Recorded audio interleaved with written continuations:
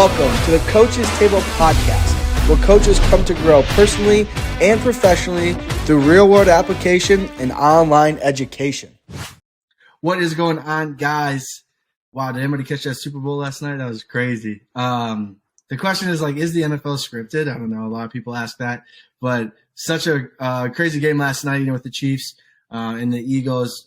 Fantastic for Mahomes and everything that's going on there. But besides that, today we have somebody that's really interesting because not only is he a co-founder of a gym, but he's also a co-founder of a VBT company called Metric, which is extremely interesting, especially in the strength and conditioning space as we talk about athlete performance and how can we get better data and the things that we need to help move athletes along in the performance world. VBT, velocity-based training, for those that don't know what that is becoming more and more popular thing.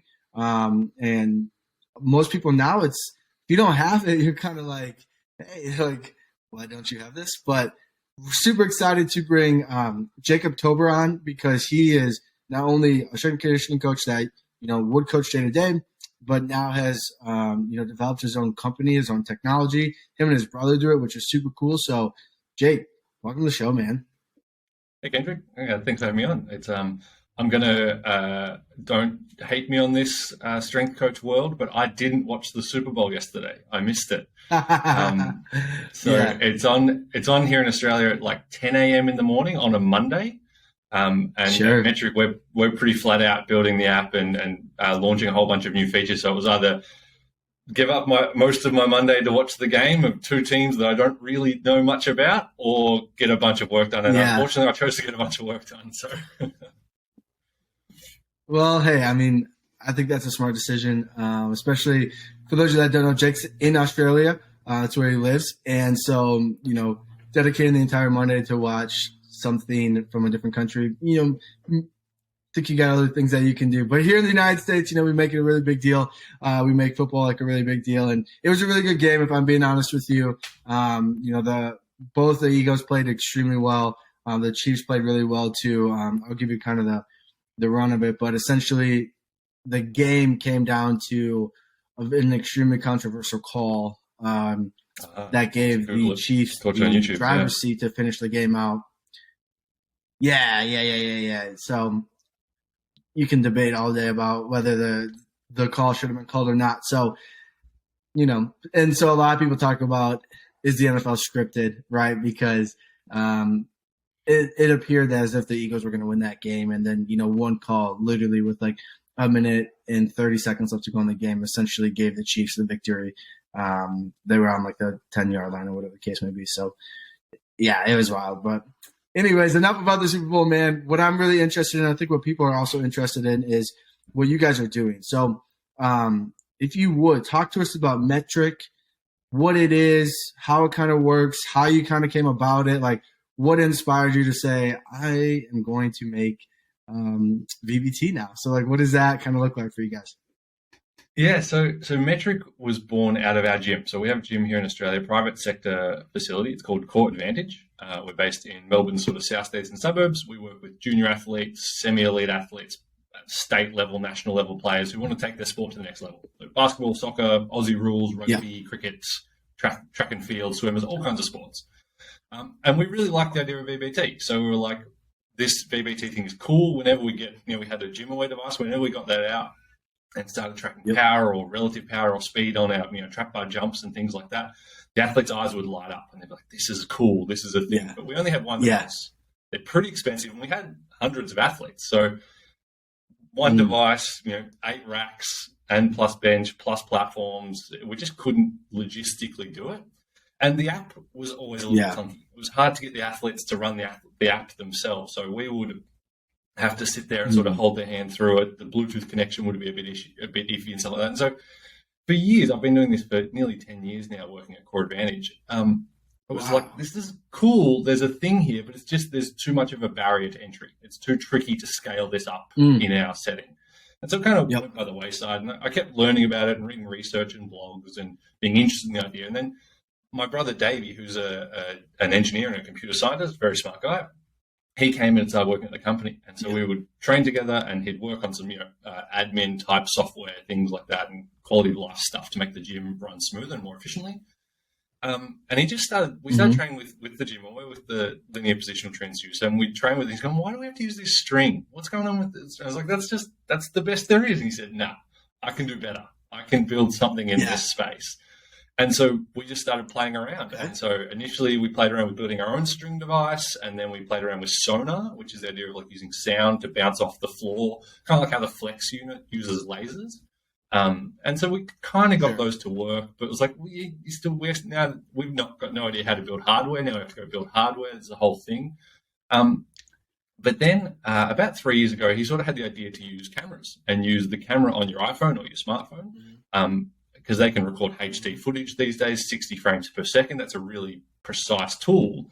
And computer vision, computer science and sort of techniques of using computer vision to track objects in real time was getting a lot better.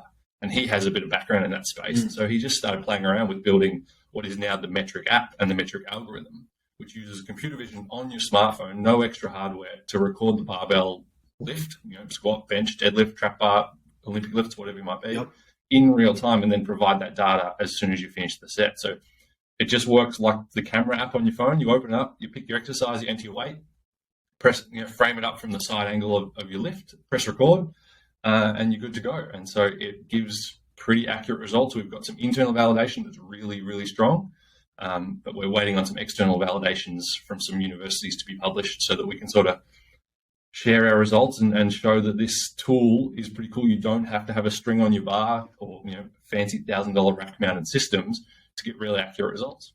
And so the metric app, as it exists, is free. You can download it. You can do as many sets as you like for free. It gives you context comparing this set versus your last set for each exercise, so you can see if you're making progress, things like that.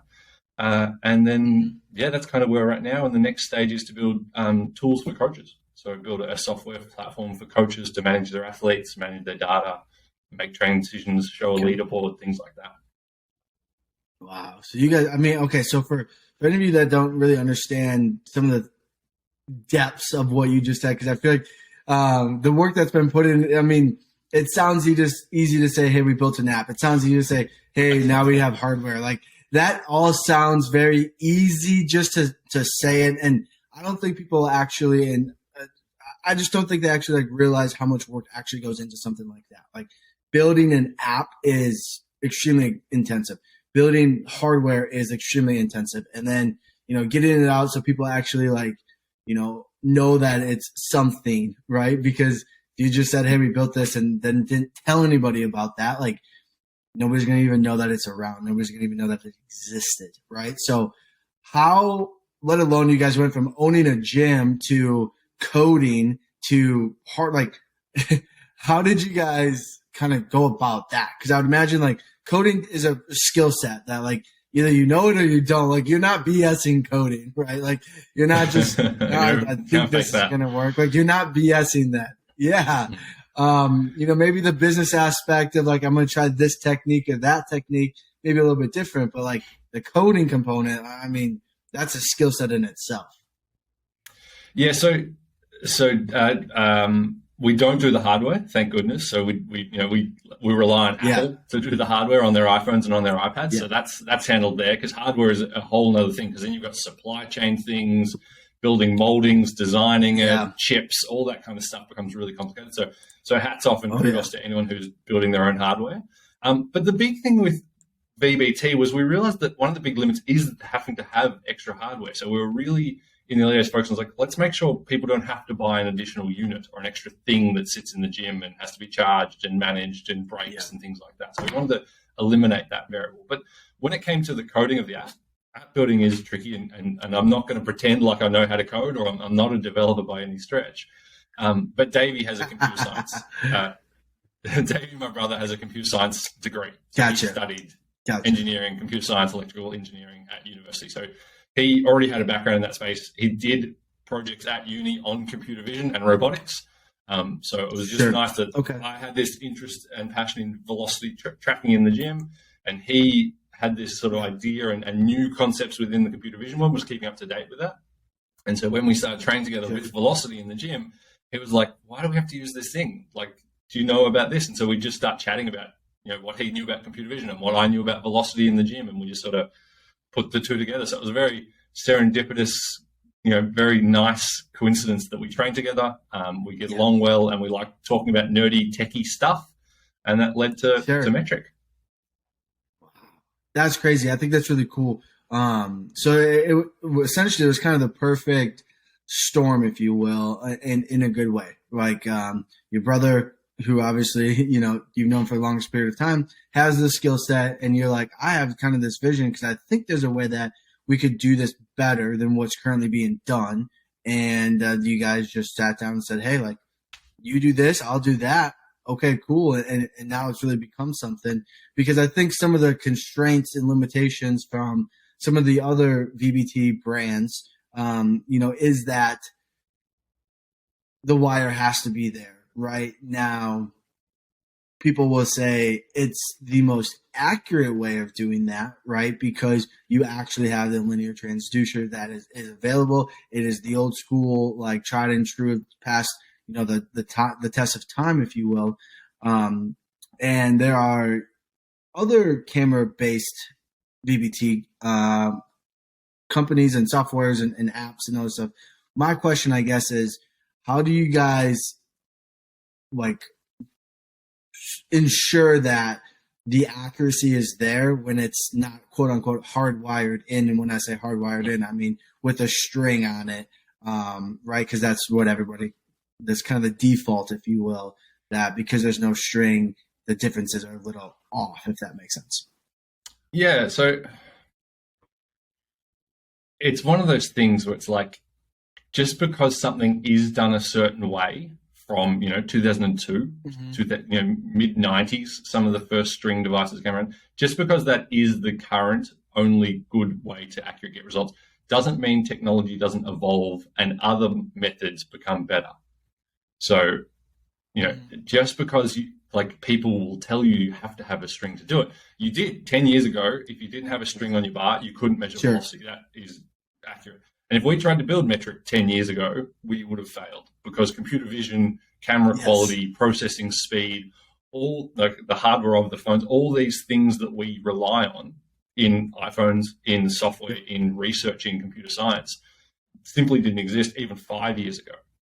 So it's very much this field of computer vision has progressed so much in the last 5 years sort of thing, that it made Metric possible. It physically wasn't possible before. So we kind of have a bit of a sense that this would have inevitably been made by someone, and it's just lucky that it was us. And so some version of accurate computer vision barbell speed tracking technology would have been created by someone. There's a need for it. People want this. People use velocity tracking in the gym. People don't have thousands of dollars to spend on units. People can't be bothered mounting things to their rack, things like that. And so a phone-based, app-based solution was inevitable. And it's just that we think our nice alignment of having the gym, having my brother, having experience in this space meant that we were first. And so we've got a patent on our technology, and it doesn't work the same as it. So there's a few apps that do computer vision-based things, but a lot of those use off-the-shelf Apple or Google-based frameworks. So pose tracking, limb detection type stuff. We've got a completely patented technology and solution that does it in a different way. It determines reps in a very unique way. It uses intelligent, sort of intuitive systems to determine rep start and stop points, determine bar path, all those kind of things, which is what gives it accuracy. And it is quite legitimately the only app of its kind in the way it goes about tracking bar speed. Sure. And so that's how you guys are doing it then is correct me if I'm wrong here, but you are utilizing the cameras of people's phones and the just one camera, of that. Single lens. Yep. Okay, so a single lens from everybody's phone. So it doesn't matter if I have an iPhone, I think I have a 13 Pro or whatever, it doesn't really matter. So if I have an iPhone, if I have an Android, if I have an iPhone 14 and an iPhone 10, or there's certain models that they have to have, from the quality standpoint, right? Like I would imagine an iPhone 4 probably shouldn't use it with an iPhone 4, right? Who still has an iPhone 4? Like those people, bad luck. You don't get Metric. So you got to be iPhone 8, iPhone 8 or newer. iPhone 8 or newer, which is still 7 years of iPhones or 6 years of iPhones, I think it is, since the 8. Which is so iPhone crazy. 8 or up, Yeah. which is crazy, but that's enough. That records in HD and 60 frames per second, so that'll do the job. Most iPads will record with metric as well, so most iPads have a good enough camera. Yep. We're not on Android yet, so we don't have an Android version of the app as of February 2023. Just because we're a small team, we had to focus on one platform, and so we optimized to make the iPhone version really accurate and really fast. We wanted to deliver the results as soon as you press stop. So you're recording, you press stop, you get results instantly. And eventually we want to do real-time feedback too, where you get the results in the set. So it gives you audible feedback through your AirPods, or it buzzes, or it yells something out from front that gives you audible feedback to let you know your velocity during training. We're not doing that yet, but that's in the pipeline. And then Android hopefully in the future as well. So right now, correct me if I'm wrong, you guys are giving feedback on the completion of the set. So I hit start, yep. I do the set, I hit stop, and then it tells me for each rep what I do, right? Yep. And then set summaries and a rep by rep analysis. Okay, so a set summary, rep by rep analysis, rather than some of them, some competitors, I'm going to say, it's you get the set by set analysis the set analysis and rep by rep, but it's just real feedback. Like I do one rep and I get my velocity, and then, because then I can determine like if I'm within my zone or not within my zone, right? And then I can either adjust my technique, kill it, whatever the case may be. It is what some of the other competitors have right now. But you said you guys are getting there. Is that right? Yeah, we don't do real-time feedback. So real-time being in-set feedback. We do post-set. So it's still real-time in terms of the session, but not real-time in terms of rep by rep. So each rep, you have to complete a set, press stop, and then you can review your set currently. We're working on changing that. But the in-set feedback is a challenge. We're slow to build that, and we're being very careful in how we build that, because sometimes that's actually as much of a distraction as it is a benefit. So I know some of the technologies will actually deliver that feedback from last rep as you start the next eccentric. So it can actually be a bit of a distraction. Sure. It can actually it can take you away from just focusing on the lift. So in my own training, I don't like the live feedback because I find I then rely on it. And I don't actually reflect and do some subjective assessment and go, was that a good rep? Was that a bad rep? I just wait for the ding, and then I just go for the next sort of rep, which in some ways is good. Like if you just want to chase 0.8 meters per second, or if you've got a target and you just want to hit it, then you can be like, okay, ding, yes, got it, ding, yes, got it. And you can keep going until you don't get it, so you get that velocity loss factor. That's really cool. But there's some nuance in how you deliver that to make sure that it's actually, adding to the set and not distracting from the set. You don't want to distract your athletes and have them lose focus on what they're doing. So balancing act for us, we're working on it. And we definitely will offer live, but we'll offer it in a way that you can customize, I think, so that you can set up what feedback you want and when you want it. Okay, so you could have the ability to say, I want post-set feedback, or I want, intra-set by rep feedback, essentially, is the options that you would have when you guys are completed with that, right? Yeah, and we'll talk to coaches and athletes and lifters and see what sort of things they like and what they think they might like, and then we'll use that feedback to help us build the app even better. Yeah, absolutely. Now, so this is for the average day recreational gym goer. This is for teams. This is for collegiate and professional athletes. This is more private sector based who may not have the money to potentially spend on having people come in and install them on the racks, and I don't want to put any words in your mouth, so I'm just kind of asking, who's kind of this primarily for, that you guys envision this to be primarily for?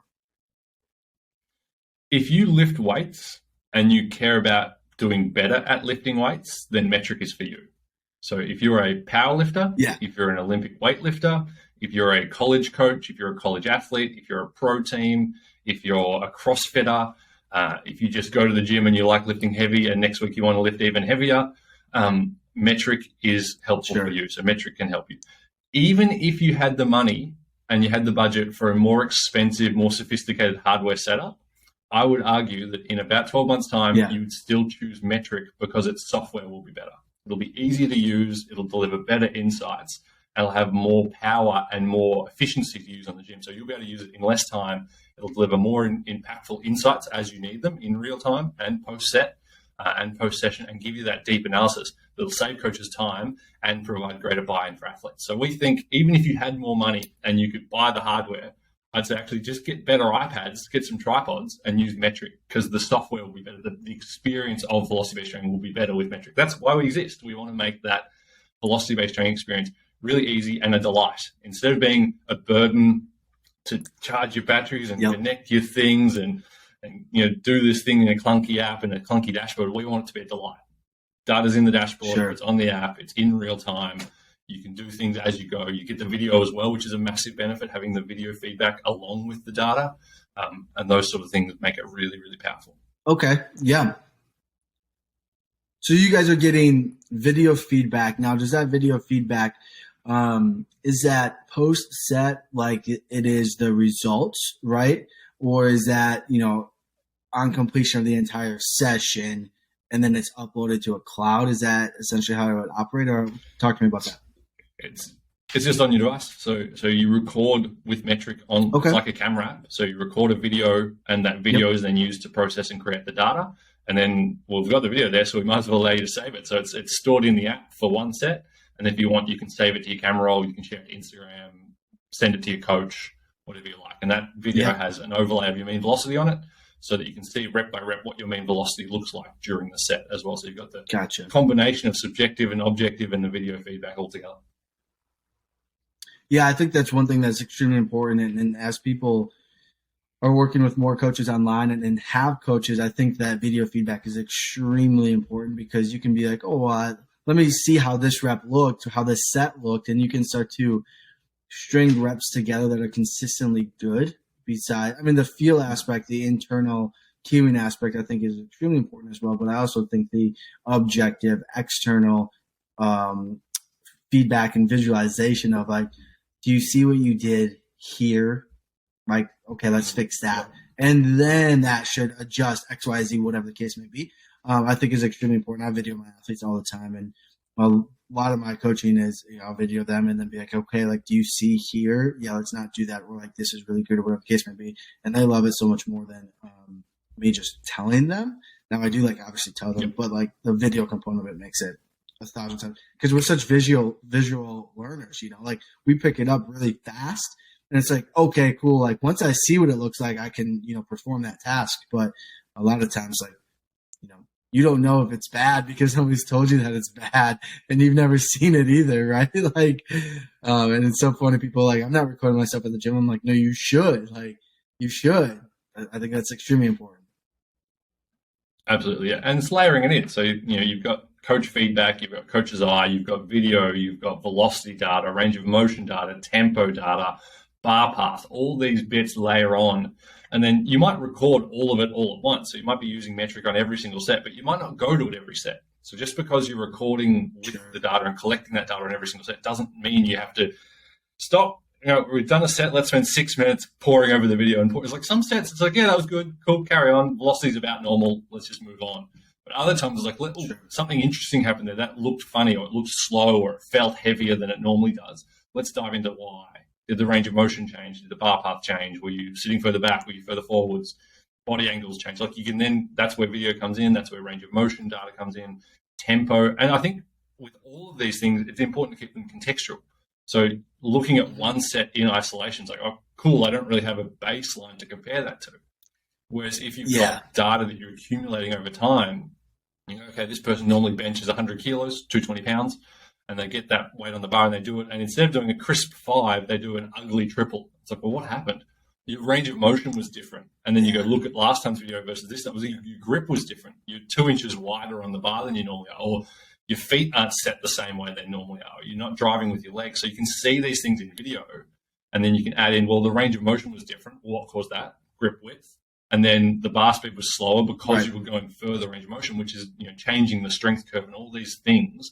That you can think, okay, when you grip the bar, make sure you're consistent. Always use those rings to line your fingers up and things like that. So keeping it contextual, I think, for athletes is really important, which is one thing we're working on with the app, is adding context. It's like you do a set and then you compare that to last time you did that 100 kilo bench press. And so you can see them side by side and understand what happened and what changed. Yeah. Yeah, exactly. And I think that's the most important thing. Like, I mean, if we're trying to make things as consistent as possible, in order for the data to be as accurate as possible, right? Or at least for us to have progress, right? Like, if I set up differently every time I squat, I can't expect that it's going to improve that much. Or I'm going to ask, like, well, why does every time feel different? That's because, like, your setup every time is different, you know? Like, that's because your hand width is different, right? So, okay, so talk to me about a lot of people, talk to me why people need velocity-based training. Like, can't we just always use the old school percentages and just say, I'm just doing it 70% consistently? Why is VBT so useful, important, and impactful for the everyday goer, for athletes? Why can't I just continue to do the percentage based? So you can continue to use percentages, and I think I'd like to caveat this answer quick first by saying that I actually don't like the term velocity based training. I think velocity based training as a term suggests that you have to be all in. So it's like you have to base your training on velocity, and it's like every decision and everything comes from those velocity numbers. I like to think more of it's like velocity assisted training or velocity supported training. So we're tracking velocity, and ideally we're tracking as many sets of our big compound lifts as possible. I don't really care about your velocity on your bicep curls or on your hamstring curls or your things like that. Yeah. But your big lifts, your Olympic lifts, your loaded jumps, your med ball stuff potentially, those kind of things, your squat, your bench, your dead, all those kind of movements. I care about velocity, range of motion, tempo, these metrics. The cool thing that velocity tracking gives us in the gym is it allows us to objectively measure the quality of your training. So every other number we get in the gym, load, reps, sets, tonnage, these tell us about the quantity of our training, how much work we did. And even things like RPE and percentages, they tell us how close we are to failure. So they tell us how close we are to exertion or the point of failure, our limits. But none of these numbers tell us about the quality of each rep individually. And so velocity, power metrics as well, range of motion, they describe the quality of each rep, the intent that's put into each rep as we go. And so you can use velocity to measure fatigue and exertion as well. But its biggest benefit is if you're squatting 100 kilos, you can squat that 100, and a coach can see this, and an athlete can feel it. You can squat 100 kilos one week and it feels amazing. And you can do that same 100 kilos the next week and it feels crappy. Sometimes it's a technique thing, so you need a little bit of coaching, a little bit of cueing. But sometimes it's an intent thing. You just didn't give it your all. You didn't put as much effort into that bar as you can. And that intent shows up as speed, which shows up as velocity or power output. And so we can use that number to go, okay, last week that 100 kilos was 0.6 meters per second across the set, average velocity, whatever you like. This week it's only 0.55. Technique looked the same. Videos side by side are the same. But the difference is fatigue. So you had a massive week this week and you're a college athlete and you had 3 exams or some major assignments due. And so you're fatigued and you're burnt out and you've been spending a lot of time at the desk. So you're just not feeling it. Like your nervous system and your power output and the quality of your training is now not there. So if you have this athlete in this compromised state, this accumulated fatigue, this residual fatigue, pushing them and trying to get more power output, it just isn't there. Their nervous system just isn't up to it. And so velocity, like the nice thing about velocity here is you can then start to call properly when fatigue is actually genuine versus an athlete's just being a bit lazy. I think that's the real big key here. Yeah. So we can objectively say, yes, your velocity is down.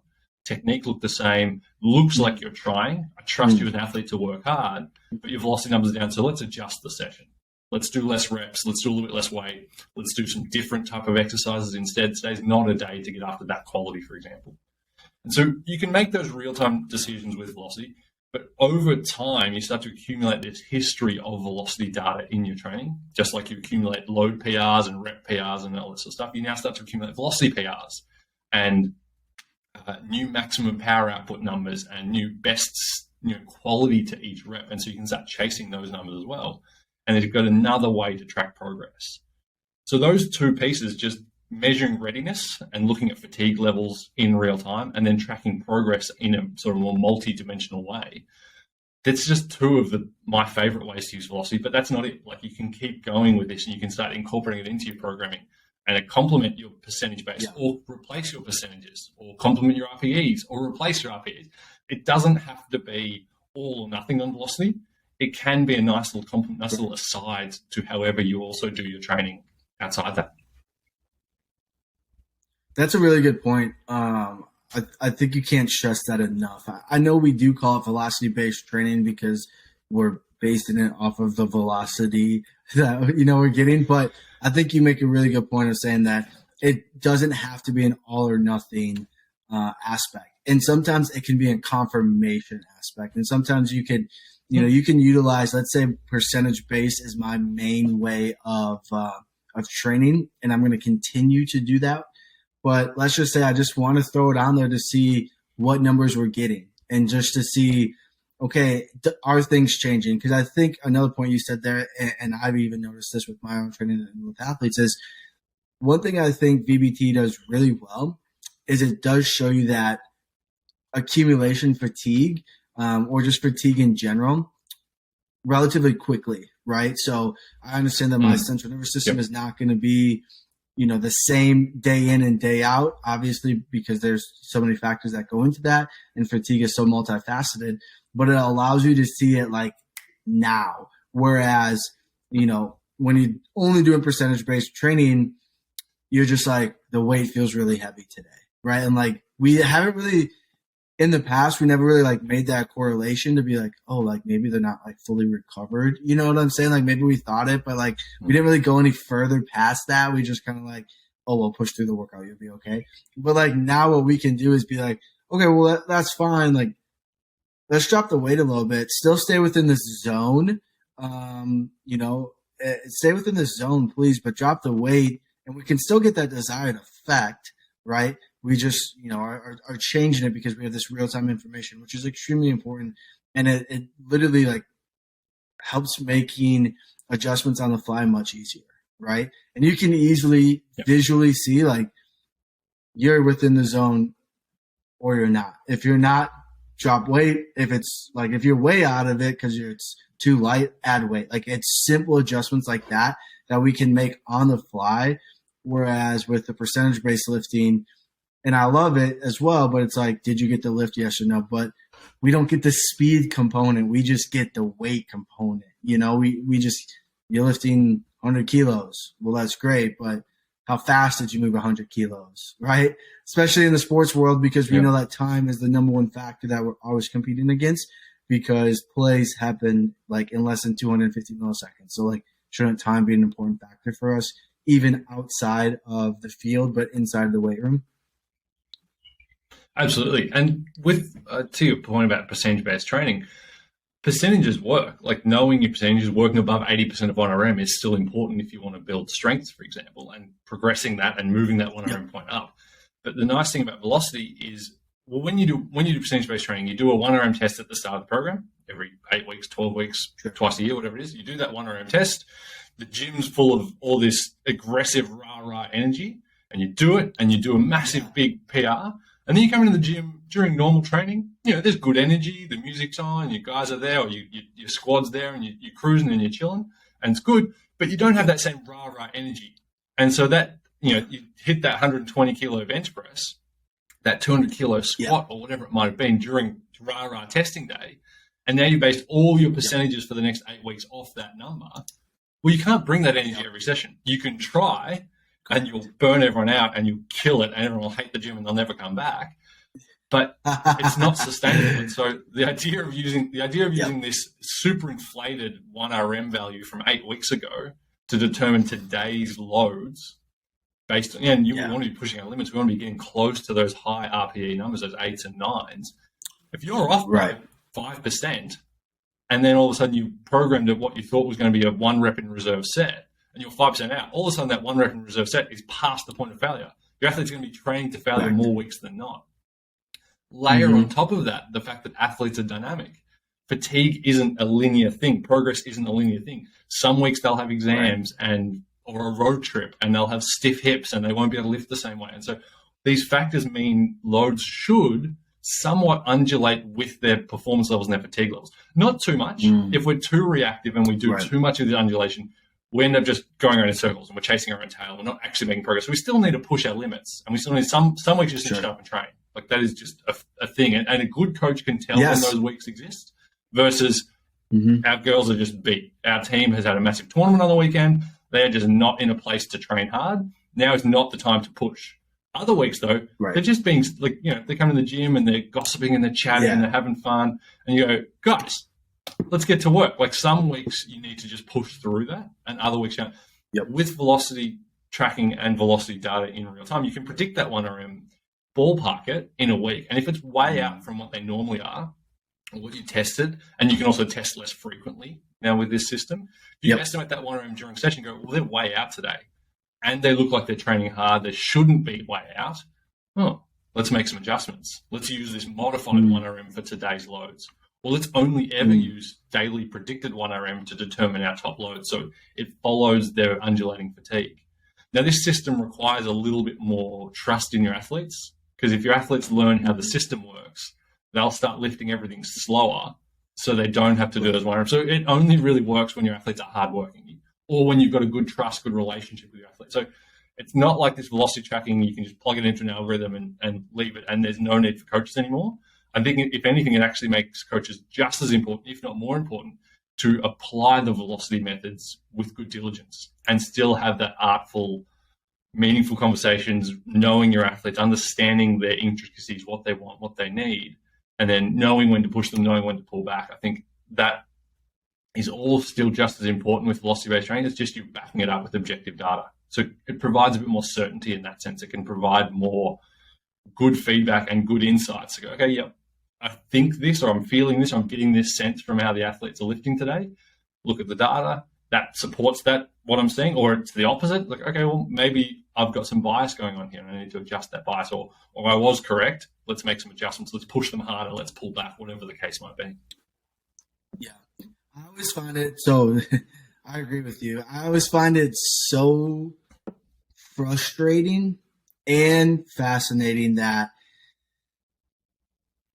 okay, so when people do 1-rep max testing, I don't really do that. I just do I do 3-rep maxes with an estimated 1-rep max, because, like, do we really need to find a 1-rep max? Like, is 3 reps good enough? I mean, I think 3 reps is more than okay, but it's so funny because they do the 1-rep max testing, and you're right.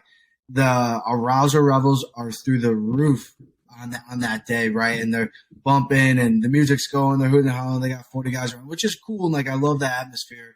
But then to go use that number to say, this is what we're going to do for the next 8 weeks, like, that's BS, man. Like, if you're not dropping 10% from that number and then programming off that, number that's 10% less, you're not doing your athletes a service, because the chances of them, it's just the ongoing fatigue, right? Like, and like, that's what we talked about, but it's the ongoing fatigue. When are people getting their 1-rep max testing? Before the season, after the season, right? And maybe one other time. Like, people would only really 1-rep max like once a semester, right? So at the start of the fall season, Christmas break, which would then essentially be the start of the spring season, if you want to call it a spring semester, and then after that, right? And it's just like, you're just not doing them a service, right? Because what happens when one athlete tests bad that day, because that's their only day they're ever being tested, right? It's the only day they're ever being tested. So they test bad that one day.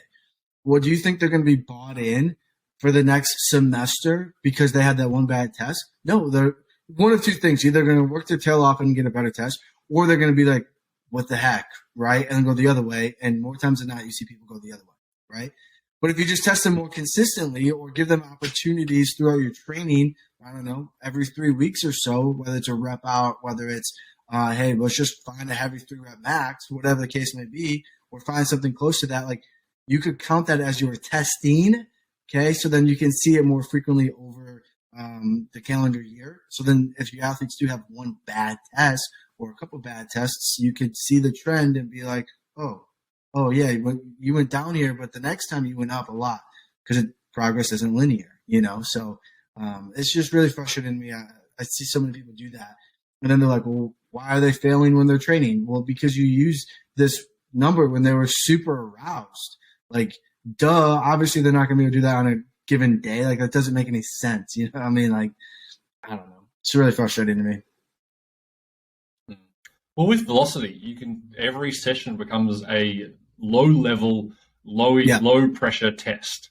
So you can now test every single session, every single set, every single rep becomes a little mini test. Yep. And you don't have to put high stakes on it. You don't have to make it all rah-rah. You don't have to get everyone up and going. But if you're testing constantly like that, then you'll catch the bad days, you'll catch the good days, you'll smooth them out, and hopefully you'll see this nice up and to the right graph where they just every week they're lifting a little bit heavier, doing an extra rep, or lifting a tiny bit faster. And if you put those three things together and you track all three of them and you give your athletes motivation and feedback on their progress on those numbers, then you'll have athletes that are getting a little more powerful, their vertical leap will go up, their speed will go up, their enthusiasm for the gym will stay there because they've now got more engaging metrics to engage with. And if you train athletes who then need to transfer that gym work onto the field or onto the court, the higher intent in their training, the rate of force development, all those qualities we're getting by encouraging higher bar speeds, whether we're still want to be getting strength, we don't ignore the heavy weights. But if we're tracking bar speed on their warm-up sets, their mid sets as well, we can now start accumulating really good quality work.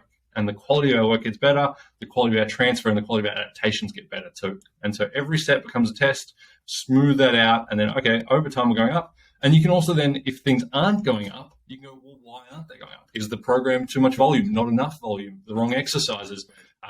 Timing during the week is wrong. They're always coming to the gym after a practice, for example, and so they're always burnt out. Do we need to talk to the on-field coach about all this extra running work they're doing? Is that actually helping? And I think that then gives coaches good data to go to the head coach for the football team, the volleyball team, whatever it might be, and go, hey, coach, our guys are actually getting less powerful every week. I'm doing the cleans. Here's the videos. Here's the weights. The weights are going up. But they're putting out less power because they're exhausted from all the running you're doing. You say you want a more explosive team that can, hit harder.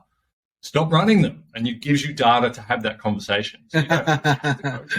But often we hear these stories about strength coaches go, oh, I've got a head coach who won't listen. It's like, well, if you had a bit of data and some actual, the coach said he wanted this, or they said they wanted this, they're actually doing this behavior, which we as a strength coach know is the opposite of achieving that result. We can go, well, I'm trying to do the thing you want, but you're working against me with all this running, or whatever it might be, all these extra penalties that you're running. Maybe do the penalties with something different and allow the power training to do its thing so that our guys or girls can jump higher, run faster, hit harder, whatever the goal is, whatever the thing they want more of. It puts us in good alignment. And so a lot of coaches will love numbers. It's hard to argue with a graph that's going down or a graph that's going up, especially if it's across a population, across an entire squad. You got a 15-person soccer team. It's really hard to argue if every one of them is getting worse each week. It's like, well, here's the videos. They're doing the work. They're all showing up. Yeah. What's happening on your side, coach? And so you can have those conversations, and the data provides a foundation where it's like not just I'm feeling like this, I'm objectively seeing this number change, go in the wrong direction. Yeah, and you hit it right on the head there. And I like to explain it this way. What the data allows us to do is take our bias out of it, right? And so because we have the hard data, like athlete X did this, and they've done this for the past 10 weeks, right? Like the weight stayed the same, let's say, but let's say your velocity went down. Okay, well, hey, that's not a good thing, right? Like you could start to say like we're getting detrained in that area, and hopefully you've noticed that before 10 weeks, right? But you can then say we're getting detrained in this area, and here's why. Right? Like the weight stayed the same, but our speed is going down, which is not a good thing. Something is not good. Or what it can also do is show you the gaps in your programming as well, which I think is a beneficial thing.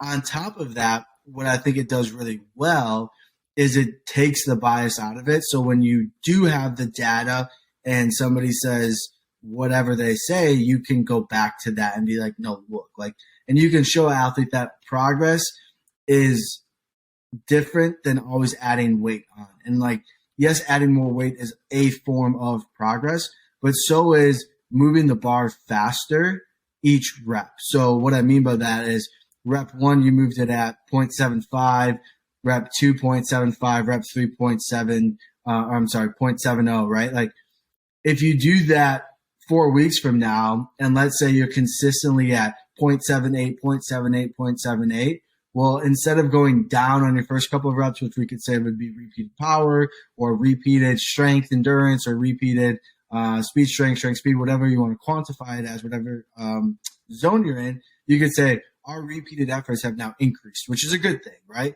And maybe the athlete's fresher on that aspect, but you can show them the different styles of progress, forms of progress that you can utilize rather than just always putting more weight on the bar. Because sometimes putting more weight on the bar is not the right answer and can be detrimental to progress. Absolutely. Yeah, it's crazy. So where does, I guess one question I have with you guys too, because I think one thing that would be so helpful, and you mentioned this a little bit earlier, but med balls, tracking velocity of med balls, I think is extremely important. There's just not a good way of doing it right now besides getting a radar gun and, tracking that, which I think is, hey, you could totally do that. But what does that look like from you guys' perspective? I mean, I know you kind of mentioned it earlier, but is that something you guys are working on? What does that kind of look like? Yeah, so there is actually one good way to do it, and it's not with our product. It's with a product by Move Factor X. It's the name I'm blanking on, but they have a ball that has an accelerometer in it. So they have a med ball that has technology inside it that provides velocity and power metrics. I am blanking on the name of the ball, though. I know it's by the company Move Factor X. They do an IMU unit as well, and they have a really nice BBT dashboard. Okay. And they do a ballistic ball. That's what it's called. The ballistic ball is a really cool device that allows you to track ball speed. So we don't do it yet. We can't track balls the same way we can track a bar. We're working on it, though. It's something we've got ideas to play around in that space hopefully soon. But in the meantime, I would look at if people really do care about the ball speed, just like they do the bar, you could use metric for your bar speed, tracking your barbell lifts, and then a radar gun or gates for your sprints and your agility work, and then the ballistic ball for your throws. Yeah, so that would be my good. I've never played with it myself. I don't know what the app's like. I don't know how accurate it is. But I know it exists. I think they might even be sold out right now because they've just done a version 2. Which has been really popular. Wow. And so I think they were sold out for a while. They might not be now, but yeah, check that out would be my suggestion on the balls. But yeah, hopefully, in the next year or two, we'll look at doing it as well with the camera. So you put the camera side on, do your throw, and it tracks your body and tracks the ball as well. Something we can look at. Sure. What about like unilateral exercises right now? Say a dumbbell, kettlebell. What does that look like for you guys? Are you guys able to measure that at the moment? Are you not? I know that's something that a lot of EVT companies tend to put off. I wouldn't say put off, but maybe the technology just isn't there yet. What does that look like for you guys? Is that much harder if I'm alternating, if I'm doing, it's definitely harder, I would imagine. Yeah, we don't do kettlebell tracking and we can't track dumbbells. Yeah, so we're exclusively plate loaded barbell trap bar type safety bar type lifts. So if you've got a plate loaded exercise, we can track it. So I think we do 35 different exercises in the app. And in theory, we could do more if we just added more names. So, different variations of the same exercise. There's 5 different types of squat. There's 10 different types of clean. There's 20 different types of snatch. We can track all of those, but it still needs to be barbell plate loaded. So if you're doing a rear foot elevated split squat with a front rack barbell, then we can track that. But if you're doing it with hex dumbbells by your side, we won't be able to help, unfortunately. So it is a limit, and it is something we frustrates us a bit. We wish we could track everything. But the problem was we wanted to solve one problem, which was accurate barbell tracking. So all the apps currently that can do more things do them not as well. Right. It's kind of the thing. So you have a trade-off between doing it with real good accuracy and real good precision, which is kind of the path we've gone down with our current algorithm. But if you go broader and go, we track everything, and we do it by tracking the elbow and the knee and body position, body pose tracking is really tricky, and it's really also very often inaccurate. So it's hard to do body pose tracking in real time on device with good precision. It just doesn't exist. Body shapes are too different. Clothing gets in the way. Lighting, camera angles just makes it too hard. So it's something on our radar. We talk about it a bit, but we kind of want to do this one thing really, really well first, and we're on our way to that, and then we'll look to expand. And also, we're kind of waiting for the technology to improve. So Apple and Google are constantly playing around with their body tracking stuff and their pose detection models. And as they get better, we can build on top of that. And they do research. They put out papers in computer science. And here's a new way to track limb position and joint angles and things like that. I was like, oh, cool. Well, maybe we can modify that and take some of that and use that to then track jumps or ball throws or dumbbell curls, whatever the case might be. So it's on our radar. It's a thing we want to do, but it's tricky with computer vision right now. So that's where you need a string attached to the dumbbell, and you measure the strings unspooling, for example, like with a gym wire. So it's one of those things where we're aware of the limit, and it is a limit. Also, like with your velocity-based training, I think a lot of the value in tracking intent and quality of lifting and stuff like that is in compound movements. So they can be unilateral. It can be a split squat, a step up, rear foot elevated. It still needs to be barbell loaded, and typically we barbell load or we hex bar load in order to get things up to 1-2 times body weight on the athlete.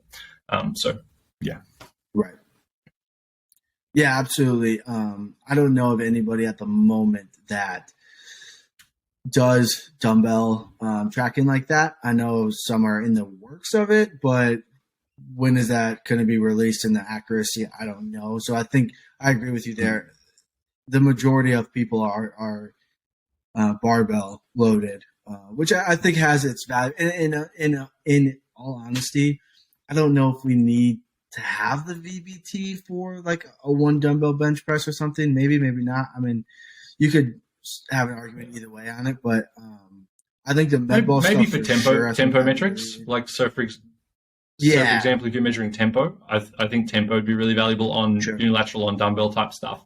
So controlling the eccentric, being deliberate with your pauses, things like that. And that would be particularly valuable in rehab type settings or early athlete development. So if you could VBT your goblet squat, for example, when you're teaching an athlete how to squat, not for chasing power development, but I want a 2-second eccentric, a full pause in the bottom, full 1 second pause in the bottom, and then a 2-second up. Really take your time to learn and own the shape would be really, really valuable.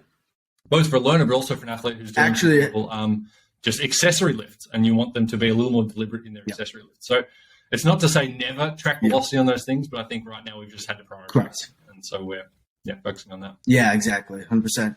Are you, speaking of that, are you familiar with Oxfit? Do you know who they are? Have you heard of them at all? I haven't heard of Oxfit, no.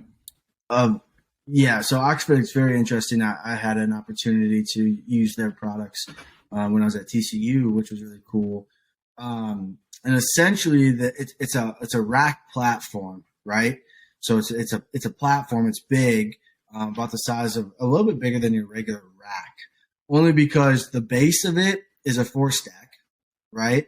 And they have a bench that you can move in and out, and then they have a bar or multiple bars on strings as well that give you.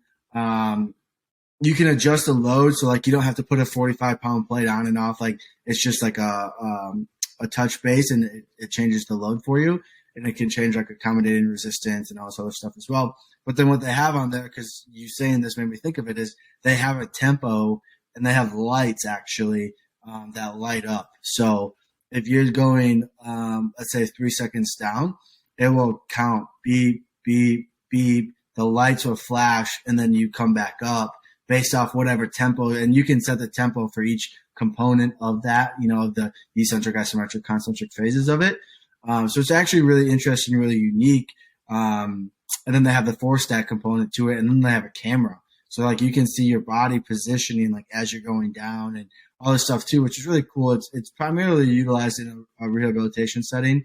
So if I have a guy with, let's say an ACL or whatever, and I can see real time live, like the movements of it, and then obviously the 4-stack component of it, and like how much force are they producing, all that stuff with it too. So it's really cool. It's really unique. They're obviously expensive. I'm on their website now. It's very cool. Yeah, it's super cool actually. And like it moves smooth too. And it's just kind of cool. They've kind of encompassed everything together. They have a lot of people they have a lot of units in the pros and stuff. So The only reason why I say that is because I thought of it when you said like the tempo aspect on it, which is really cool. So one last thing, wrapping it up here. I think this is extremely important for anybody that is using any VBT is the back end system, the dashboard that we actually look at to see the data. Talk to me about that, what that looks like from your guys' perspective. Some companies have fantastic dashboards. Some, on the other hand, do not. And you're like, dude, like, I don't even know what I'm doing right now because it's just all over the place. What makes yours kind of cool and special, and like, how easy is it with your guys's? Yeah, so at the moment, it was just a relief to have a version 1 built. So we've only just recently built version 1 of the dashboard. So it's currently a bit slow, a little bit clunky, but it has some basic data there. You can review all your training history. You can edit your training history. It's got a leaderboard. It's got a couple of performance chart type things. We're currently working on version 2, so version 1 won't go to many users. We've just got some really keen early adopters who want to test that out, which is great. Sure. But it's not slick enough to use for a wider release. So we're working on version 2.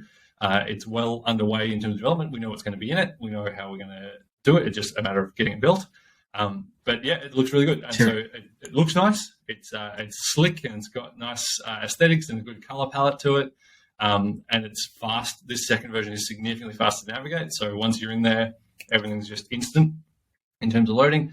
You can view your athletes, manage your athletes, send them invites so they can download Metric on their phones if you want them to train remotely, for example. There's a leaderboard, so you can do top 10s for weight lifted, relative weight lifted, max power, best velocity, things like that. So, for example, everyone comes in the gym on Monday. Monday's squat day. Put up the leaderboard, best velocity squat at 1 times body weight, for example. And then you have your athletes track. And the idea would be that as you're training, the leaderboard's updating in real time. So if someone hits a new list, the leaderboard flashes, gets a new lift, that person gets to ring the bell, really exciting kind of stuff. So I think little things like that, making that leaderboard real time, making it pretty instant, will be really fun and engaging for the gym. And then we're adding in some performance tracking charts so you can track progress, for example, on an automatic load velocity profile that would occur just automatically within Metrics. So you wouldn't actually have to go do the profile. It just does it itself. Track progress on those kind of numbers over time. That's awesome. We want to add in some readiness data as well. So you can go to a readiness page within that dashboard and see what of my athletes this week are red flagging, who's got really low readiness compared to normal, for example, on a readiness sort of profiling aggregate score.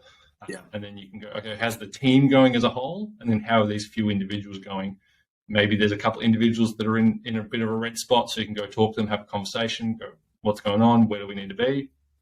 Other times, though, you might go, the whole team is down or the whole team is up. And so this is a good week to get after changes. So little pieces of information like that they don't sound very exciting when I say them, but they're the kind of things where you can go to that readiness tab, see your three athletes who are way out of sync with the rest of the group.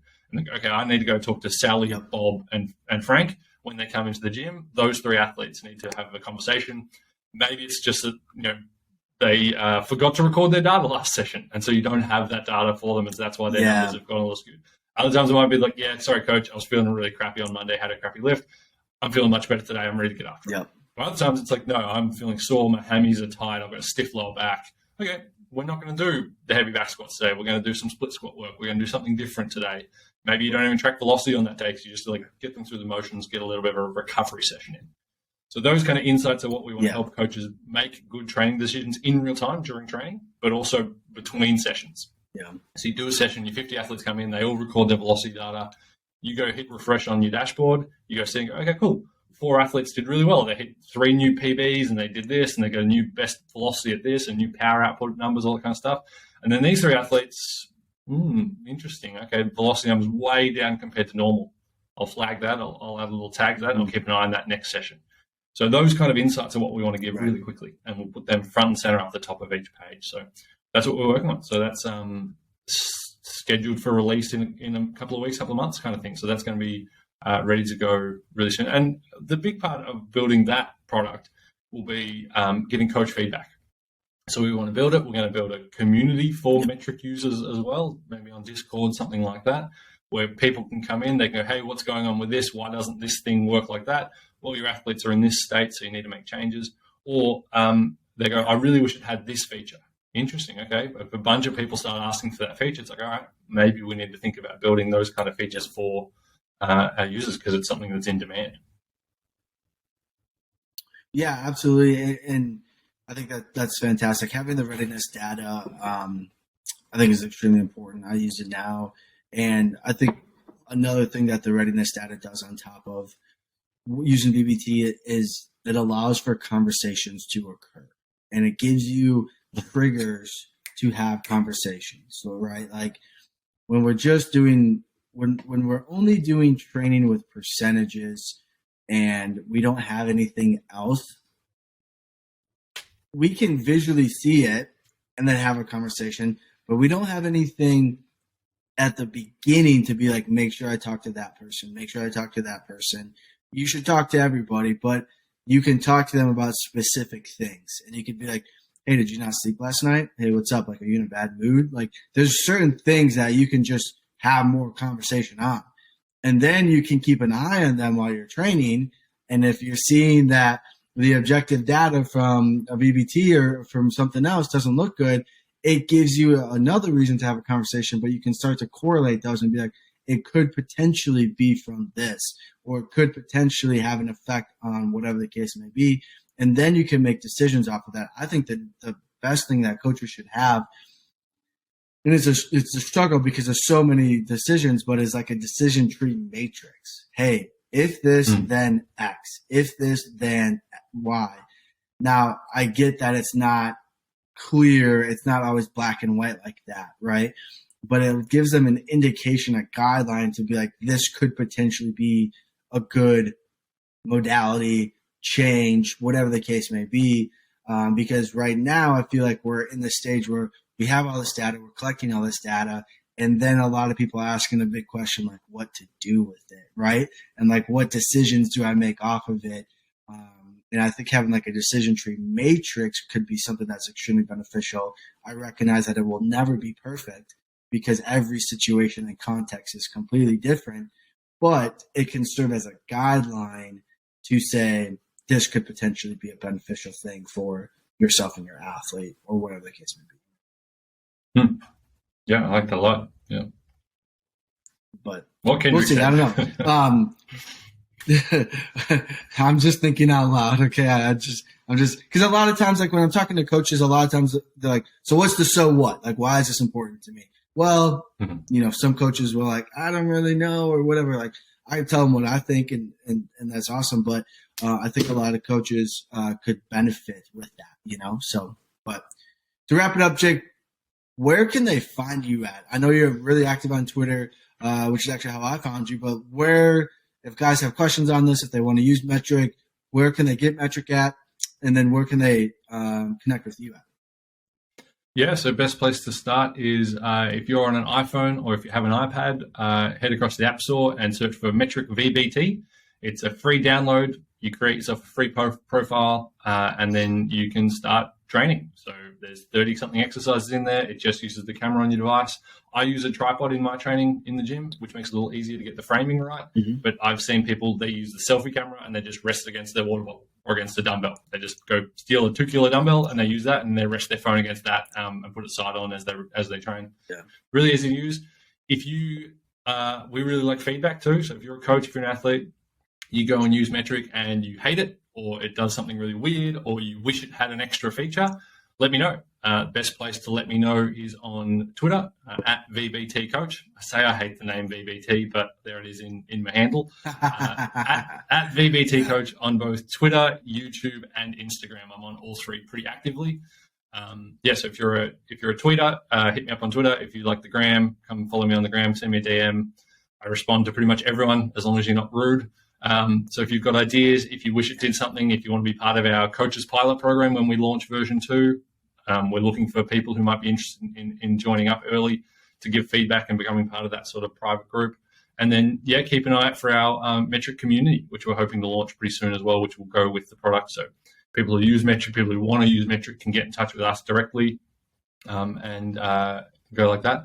And then the last place is I'm going to be in the States in the end of March. So if you're in the US and I happen to be in your area, hit me up and maybe we can grab a coffee or We do flat whites down here in Australia. We do lattes. So if you like your coffee strong and hot, I'm a big fan of that. Or a beer. We don't mind our beer down here in Australia either.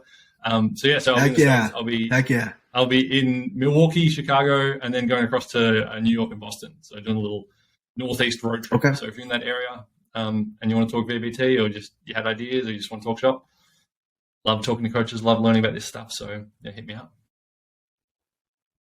Yeah, absolutely. When you come to the Northeast, let me know, and we'll grab some coffee or drink together, because that's where I'm at. So let me know, and we'll make that happen for sure. So, Jake, I want to appreciate you. I want to appreciate your time. I want to appreciate and acknowledge the things that you're doing, man, because I think it's really cool. And I think there's a lot of great things to come from it. So, guys, go reach out to Jake, get Metric on your phone, and try it, because I think it's extremely beneficial, especially for anybody that trains seriously and that wants to have another form of feedback, results, and see how they can adjust their programming based off how they feel in recovery and all that other stuff too. So go get Metric, go check it out. And as always, guys, if you liked this episode, if you learned something, if you got encouraged, if you got entertained, if it made you kind of laugh, do us a huge favor, share this with somebody. If you're on YouTube, drop a comment, let Jake know what a great job he did and how excited you are for Metric. And as always, guys, share this with one person that you think could benefit from it. That's how the show grows. So I really appreciate that. We'll catch you guys on another episode. Thank you, Jake. Appreciate it, man. We'll talk real soon. Thank you.